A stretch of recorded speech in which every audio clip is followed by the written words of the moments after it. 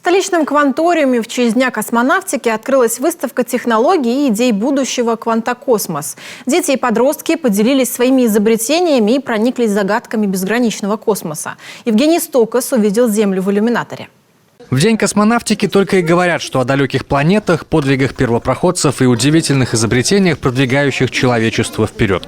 Оказалось, не только у взрослых взгляд устремлен на звезды. Свои разработки, модели, программы о космосе юной Королевой из кванториума тоже явили миру в проекте «Квантокосмос». Это выставка различных изобретений, именно сделанные детьми. То есть дети различного возраста, кто на что гораст. То есть здесь мы можем увидеть и ракеты, можем увидеть целую систему. Причем те, кто на выставку пришел не показать, а посмотреть, тоже могут собрать свою, пусть небольшую, но систему. Я сотворил модель, планету и спутник вокруг нашей Земли.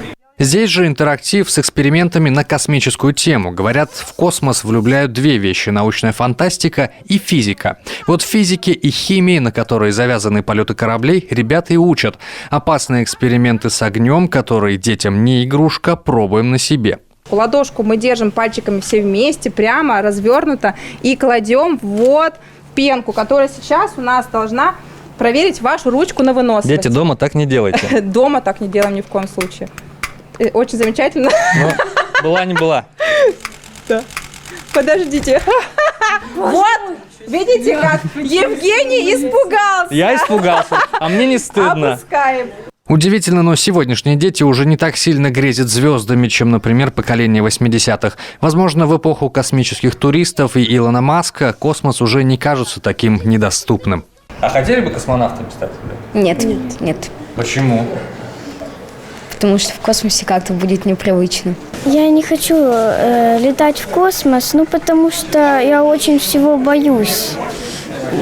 Если хочется чем-то полюбоваться, я могу и отсюда посмотреть в небо. Страшно лететь на ракете будет. Правда, сложно туда лететь. Я бы хотела туда полететь, потому что там интересно. Планеты изучать и так далее. Раз будущих Гагариных немного, может, тогда больше Королевых. Для ребят постарше в центре IT-Куб объявили космический хакатон. Юным инженерам, 3D-моделерам и программистам нужно разработать свои игры, викторины, мультики и решать инженерные задачи. Всего направлений 4. По направлению программирования детям нужно, например, разработать интерактивную карту космодромов России.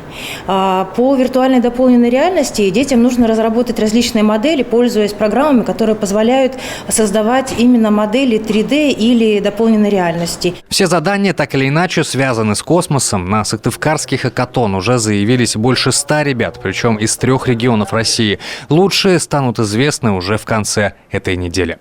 Евгений Стокос, Алексей Паршуков, Юрген, Сыктывкар.